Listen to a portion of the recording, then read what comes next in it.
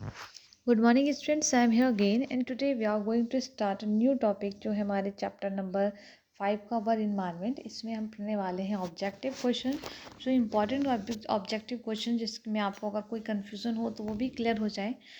Okay, तो first हमारा जो ऑब्जेक्टिव क्वेश्चन है चैप्टर नंबर 5 अवर इन्वायरमेंट। तो फर्स्ट क्वेश्चन, इन्वायरमेंट इंक्लूड्स, हमारे इन्वायरमेंट में क्या क्या इंक्लूड्स है। ध्यान से देखिएगा, लाइट एयर वाटर ये हम सब जानते हैं, plant animals microbes, temperature rainfall all of these. तो हमारे जो इन्वायरमेंट में जितने भी क्या है, इन इन्वायरमेंट में जो भी चीज़ें इंक्लूड्स हैं, प्लांट्स एनिमल्स सब हैं। तो हमारा जो आंसर है वो है डी,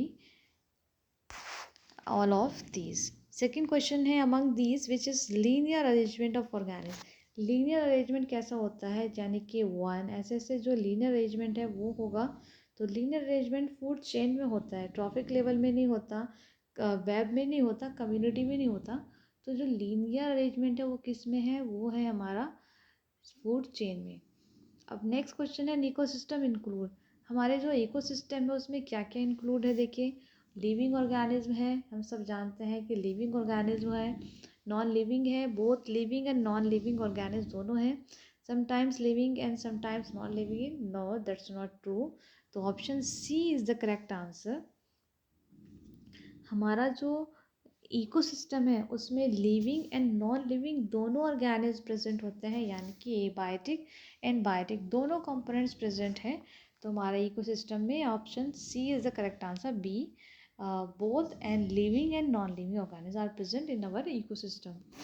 फोर्थ क्वेश्चन है, in ecosystem the 10% energy available for transfer from one trophic level to the next is in, heat energy के रूप में जाती है, लाइट एनर्जी, केमिकल एनर्जी या फिर मैकेनिकल एनर्जी के रूप में जाती हैं। तो वो जो 10% energy one factor to another factor में ट्रांसफ़र होती है वो लाइट एनर्जी, केमिकल एनर्जी या मैकेनिकल एनर्जी या फिर हीट एनर्जी के फॉर्म में ट्रांसमिट हो रही है। तो इसका करेक्ट आंसर है केमिकल एनर्जी की फॉर्म में ये हमारी जो एनर्जी है वो ट्रांसफ़र होती है one factor to another factor. तो इसका जो करेक्ट आंसर है वो है answer C, chemical energy. Okay, next question देखते हैं। तो नेक्स्ट क्वेश्चन है हमारा question number 5, flow of energy in an ecosystem always, जो भी इज ऑलवेज के जो हमारी फ्लो ऑफ एनर्जी है वो इकोसिस्टम में वो हमेशा कैसी होती है, यूनी डायरेक्शनल होगी, बाई डायरेक्शनल होगी, मल्टी डायरेक्शनल होगी, नो स्पेसिफिक डायरेक्शन। तो मैं आपको बता दूं, जो हमारी फ्लो ऑफ एनर्जी है इकोसिस्टम में वो यूनी डायरेक्शनल होती है। देखो कैसे होती है, हमेशा ऐसे होती है, यूनी डायरेक्शन, सिंगल डायरेक्शन में फ्लो होती हैं तो यूनी डायरेक्शनल होगी। और कैसी होगी, हमेशा अपवर्ड होती हैं। एनर्जी का पिरामिड, जैसे मैंने आपको बताया था, पिरामिड ऑफ एनर्जी, क्योंकि ट्रांसफ़र तो हो रही है एनर्जी, तो वो कैसी यूनी डायरेक्शनल है और कैसी होती हैं, अपवर्ड होती हैं। नेक्स्ट क्वेश्चन, जैसे इंपॉर्टेंट क्वेश्चन है, organic synthesize carbohydrates from inorganic compound using radiant energy are called. तो जो कार्बोहाइड्रेट्स हैं इनऑर्गेनिक कंपाउंड क्या करते हैं, एनर्जी को रेडिएंट करते हैं, उनको हम क्या बोलते हैं, डिकम्पोजर्स बोलते हैं, प्रोड्यूसर्स बोलते हैं, हर्बीवोर्स बोलते हैं, या फिर कार्निवोर्स, उनको हम बोलते हैं प्रोड्यूसर्स, जो कार्बोहाइड्रेट से एनर्जी लेके क्या करते हैं, एनर्जी को ट्रांसमिट करते हैं। नेक्स्ट है, which of the following limits the number of trophic level in the food chain, कि किस में लिमिट, ट्रॉफिक लेवल में फूड चेन में क्या होता है, लिमिट होता है number. Decrease its energy at higher trophic level, deficient food supply, polluted air and water. तो इसमें आंसर ए क्या है, decrease in its energy and higher trophic level. Next कोई इंपॉर्टेंट हमारा क्वेश्चन है बनता है, वो है the percentage of solar radiation, कि हमें सोलर रेडिएशन की परसेंटेज बतानी है by all the green plant for the process of photosynthesis. यहाँ हमने कंफ्यूज नहीं होना। अगर आपसे परसेंटेज पूछी जाए कि सोलर एनर्जी की रेडिएशन, यानी कि जो एनर्जी हम सनलाइट से ले रहे हैं उसकी परसेंटेज कितनी होगी, तो उसकी परसेंटेज एग्जाम्पल है 1%, 5, 8 एंड 10। तो कितना है, 1% एनर्जी हम सॉइल सन से लेते हैं। तो यहाँ कंफ्यूज नहीं होना कि 10% देख के आप 10% पे टिक कर दें। चले क्वेश्चंस को अच्छे से पढ़ना है कि हम कितनी परसेंट एनर्जी जो है सनलाइट से लेते हैं, सोलर रेडिएशन। तो 1% एनर्जी हम सनलाइट से लेते हैं और उसका 10% हम डिवाइड करते हैं one factor to another factor. अब नेक्स्ट क्वेश्चन है disposal plastic should be use because, जो डिस्पोजल प्लास्टिक है उसे हमें यूज़ करना चाहिए क्योंकि they are made by material with light weight की बनी है, they are made of toxic materials की बनी है, बायोडिग्रेडेबल होती है या नॉन बायोडिग्रेडेबल मटेरियल्स हैं। तो ये जो हमारा क्वेश्चन नंबर 10 है तो उसका आंसर है D, they are made of non biodegradable materials. तो नॉन बायोडिग्रेडेबल मटेरियल्स की बनी हुई होती है, इसलिए हमें इन्हें यूज़ नहीं करना। कि इन्होंने पूछा है कि डिस्पोजल जो प्लास्टिक है उसे हमें क्यों यूज़ नहीं करना चाहिए, क्योंकि उनका लाइट वेट है इसलिए यूज़ नहीं करना चाहिए, नो। क्योंकि वो टॉक्सिक मटेरियल्स की बनी है, नो। बायोडिग्रेडेबल है, नो। क्योंकि वो नॉन बायोडिग्रेडेबल है, हम उसको थ्रो करेंगे, अब वो एज इट हमारे अर्थ पे प्रेजेंट रहेगी, फिर वो पॉल्यूशन क्रिएट करती हैं। ठीक है, वो हम क्या बन जाता है, वो स्वेज बन जाता है, कूड़ा बन जाता है। ठीक है, तो इसी वजह से हमें जो प्लास्टिक के डिस्पोजल्स हैं उनको यूज़ नहीं करना है, क्योंकि बायोडिग्रेडेबल होते हैं, यानी कि वो इजीली सॉइल में मिक्स नहीं होते। नेक्स्ट क्वेश्चन है हमारा, सिलेक्ट और वन WRT प्रोड्यूसर्स। एक और डाइट प्रोड्यूसर्स के बारे में बताना है। ग्रास होते हैं, बैक्टीरिया है, ब्लू ग्रीन एल्गी है, नन ऑफ दीज। तो इसका करेक्ट आंसर है बी, बैक्टीरिया। बैक्टीरिया जो है WRT प्रोड्यूसर्स होते हैं और नंबर्स में। नेक्स्ट है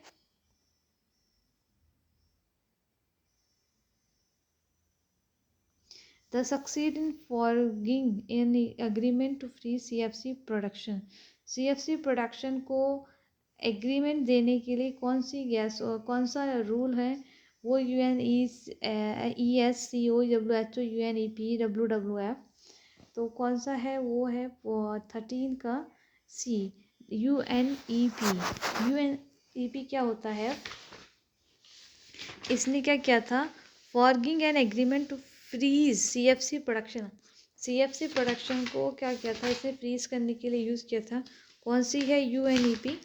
अब UNEP क्यों करता है, इसके बारे में देखते हैं। UNEP का सबसे पहले तो UNEP की फुल फॉर्म क्या होती है। UNEP की फुल फॉर्म होती है यूनाइटेड नेशन इन्वायरमेंट प्रोग्राम। इसमें क्या करा था, CFC को क्या मिला था, एग्रीमेंट मिला था। तो क्वेश्चन है UNESCO, सॉरी कौन सा है, UNEP, जिससे क्या करता है, प्रोडक्शन मिला था। UNEP यानी कि यूनाइटेड नेशन इन्वायरमेंट प्रोग्राम। अब नेक्स्ट है the waste are generate, the waste we generate are, जो वेस्ट हम जनरेट करते हैं वो बायोडिग्रेडेबल होते हैं, non biodegradable, none of these and both A and B. तो वो मैं आपको बता दूं, जो वेस्ट हम क्रिएट करते हैं उसको हम बोलते हैं बायोडिग्रेडेबल भी है, नॉन बायोडिग्रेडेबल। कुछ वेस्ट हमारे इजीली सॉइल में मिक्स हो जाते हैं, कुछ वेस्ट हमारा इजीली सॉइल में मिक्स नहीं होते। तो answer C is the correct, कि बोथ ए एंड बी, क्योंकि हमारा जो वेस्ट है वो बायोडिग्रेडेबल एंड नॉन दोनों होता है। देखियो नेक्स्ट क्वेश्चन है मोस्ट एंड इम्पॉर्टेंट क्वेश्चन, कि find the energy available in got. ध्यान से पढ़ सुनना, कि find the energy available in got in the if the grasses receive 20,000 joule energy. अगर ग्रास ने 20,000 जूल एनर्जी क्या की है, अब्जॉर्ब की है from the sand in the food chain. तो ग्रास की हमें क्या बताना है, ग्रास की एनर्जी लेवल बताना है। ठीक है, जैसे कि हमारी जो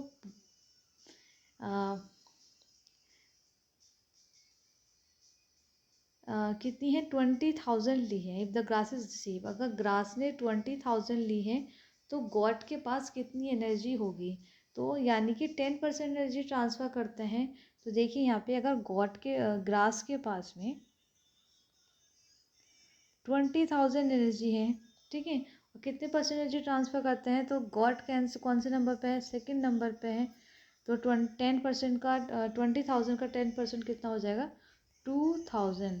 तो इसका जो करेक्ट आंसर है वो क्या है, डी ऑप्शन करेक्ट है।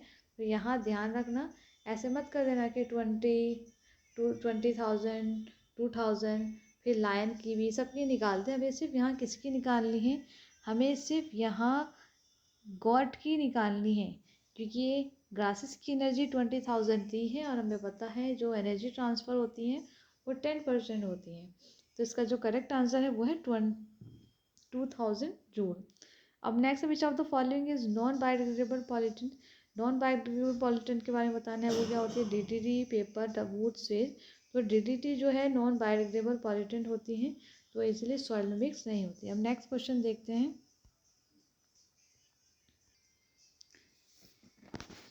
Amount of energy transfer from one trophic level to the next. देखो यहाँ पे है कि जो एनर्जी है वो ट्रांसफ़र होती है one trophic level to another.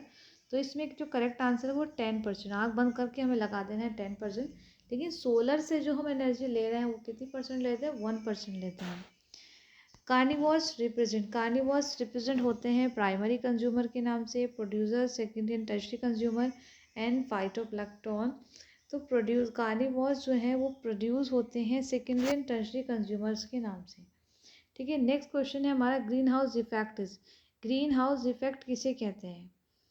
तो ग्रीन हाउस इफेक्ट जो है वो मैंने आपको पहले ही बताया था। ग्रीन हाउस इफेक्ट कैसे बढ़ा कि जो भी गैसेस थी हमारे अर्थ पे, कौन कौन सी गैसेस, कार्बन डाइऑक्साइड का, क्लोरोफ्लोरोकार्बन का, वाटर का एंड नाइट्रस ऑक्साइड का, इनका कंसनट्रेशन बढ़ गया डिफोरेस्टेशन करने की वजह से। और ये क्या करती है, ह्यूमिडिटी करती हैं, टेम्परेचर को राइज अप कर देती हैं। तो इसमें क्वेश्चन में है कि ग्रीन हाउस इफेक्ट क्या करता है, कूलिंग इफेक्ट करता है, कार्निगो इफेक्ट करता है, वार्मिंग इफेक्ट करता है, नो इफेक्ट। तो इसका जो करेक्ट आंसर होगा कि ग्रीन हाउस गैसेस का जो क्या है, ग्रीन हाउस गैसेस का जो इफेक्ट है वो कूलिंग इफेक्ट होता है, कार्निगो इफेक्ट होता है या फिर वार्मिंग इफेक्ट होता है। तो इसका क्वेश्चन नंबर 23 का करेक्ट आंसर है बी, के ये करता है कार्गिनो इफेक्ट। नेक्स्ट है the term ecosystem was coined bye, जो टर्म है इकोसिस्टम की किसने दी थी, हेक्सले, मोबिस, टैंसले, डार्विन। तो ये दी थी सी, कि टेंसले जो साइंटिस्ट थे उन्होंने ये जो इकोसिस्टम की टर्म दी थी। Kitchen waste can be hygienically dispose of through, dumping करते हैं किचन वेस्ट को, इंसिनेशन करते हैं, रिसाइकलिंग करते हैं, कंपोस्टिंग करते हैं। तो 27 का जो लास्ट आंसर है डी, पैप कि कंपोस्टिंग करके किचन वेस्ट को हाइजीनिकली कंपोस्ट किया जा सकता है। मैंने आपको बताया था कि जब हम सीवेज का ट्रीटमेंट करते हैं तो वो ट्रीटमेंट कैसे करते हैं, उसमें बहुत सारे प्रोसेस थे। तो कंपोस्ट में भी तैयार कर रहे थे। तो कंपोस्ट में किसको तैयार करते हैं, किचन वेस्ट, जो पील्स होती हैं वेजिटेबल फ्रूट्स पील्स, इन सबको कंपोस्टिंग में कन्वर्ट कर सकते हैं। तो इसमें करेक्ट आंसर है कंपोस्टिंग। अब नेक्स्ट क्वेश्चन है result of ozone hole is, जो रिजल्ट ऑफ ओजोन हेल का जो रिजल्ट है वो किसकी वजह से होता है, ओजोन में इफेक्ट किसकी, ग्रीन हाउस की वजह से, एसिड रेन की वजह से, ग्लोबल वार्मिंग की वजह से, इंक्रीज यूवी रेडिएशन। तो जो ग्रीन हाउस की वजह से भी नहीं आया, ग्लोबल वार्मिंग की वजह से भी, एसिड रेन की वजह से भी नहीं, यूवी रेडिएशन की वजह से जो ओजोन क्या होता है, ओजोन में होल होता है, increase UV radiation. Next question है shorter food chain provide. Shorter food chain provide क्या करता है, more energy, less energy, same energy, all any of these. तो इसमें क्या करता है, जो शॉर्टर चेन एनर्जी होगी वो ए, यानी कि मोर एनर्जी को क्या करेगा, प्रोवाइड करेगा। सपोज अगर एनर्जी हमारी जो फूड चेन है उसमें बहुत सारे ऑर्गेनिज्म हैं, ग्रास है, ठीक है, ग्रास के बाद इंसेक्ट्स है, इंसेक्ट्स के बाद हर्बीवोर्स हैं, ठीक है, इसके बाद कार्निवोर्स है, सेकेंडरी कार्निवोर्स है। तो उसमें बहुत सारी एनर्जी क्या होती है, ट्रांसफ़र होती है। और जो छोटी सी होगी, जैसे कि मैंने अभी आपको बताया था, ग्रास है, गॉट ने खाई ग्रास को, और गॉट को किसने खा लिया, लायन ने खा लिया। तो ये शॉर्ट एंड फूड चेन होती हैं और इसमें जो होता है वो ज़्यादा एनर्जी को क्या करते हैं, प्रोवाइड करते हैं। तो शॉर्टर फूड चेन क्या कर देंगे, मोर एनर्जी प्रोवाइड करेंगे, जितनी लंबी होगी उतनी ही शॉर्ट एनर्जी प्रोवाइड करते हैं। नेक्स्ट क्वेश्चन देखते हैं। अ food chain always start with the process of, जो फूड चेन है, अब food chain always start with the process of, जो फूड चेन है वो स्टार्ट होती है कौन से प्रोसेस से, प्रोडक्शन के प्रोसेस से, फोटोसिंथेसिस के, कोऑर्डिनेशन के, रेस्पिरेशन के। तो मैं आपको बता दूं सबसे पहले क्या होता है, फूड चेन, कोई भी फूड चेन हो उसमें बनने से पहले सबसे पहले बनते हैं प्लांट्स। और प्लांट्स किसकी हेल्प से अपना फूड प्रिपेयर करते हैं, क्योंकि अगर प्लांट्स से सनलाइट की वजह से प्लांट्स अपना फूड प्रिपेयर नहीं करेंगे तो आगे कैसे ट्रांसफ़र करेंगे, क्योंकि जो एनर्जी सोर्सेज होते हैं वो क्या है, हमारा प्लांट है। तो कौन से, रिप्रोडक्शन की वजह से भी नहीं, फोटोसिंथेसिस, कोऑर्डिनेशन, रेस्पिरेशन, इन ये किसी लाइफ प्रोसेस की वजह से क्या करते हैं, फूड चेन का स्टार्टअप नहीं होता। फूड चेन का जो स्टार्टअप होता है वो फोटोसिंथेसिस की वजह से होता है, क्योंकि फोटोसिंथेसिस की हेल्प से प्लांट्स अपना फूड प्रिपेयर करते हैं और वही फूड की जो एनर्जी होती है वो one trophic level to another trophic level transfer हो जाती है। तो इसमें जो करेक्ट आंसर है वो है हमारा फोटोसिंथेसिस। फोटोसिंथेसिस ही फर्स्ट चेन होती है किसी भी फूड चेन को बनने के लिए। Biodegradable waste include, biodegradable waste में क्या क्या आते हैं, एल्यूमिनियम कैंस है, ग्लास बॉटल्स है, पेस्टिसाइड्स है, वुड शेविंग्स है। तो जो बायोडिग्रेडेबल है वो मतलब क्या होता है, जो सॉइल में इजीली मिक्स हो जाए। सॉइल में इजीली मिक्स होने वाले एल्यूमिनियम कैंस नहीं है, ग्लास बॉटल नहीं है, पेस्टिसाइड्स नहीं, क्या है, वुड शेविंग होती हैं जो इजीली सॉइल में मिक्स हो जाती हैं। ठीक है, तो इस चैप्टर के कुछ ऑब्जेक्टिव थे, इंपॉर्टेंट ऑब्जेक्टिव जिनको आपको पीए थर्ड के लिए रेडी करना है from our environment. Till then revise it, we will meet in next class.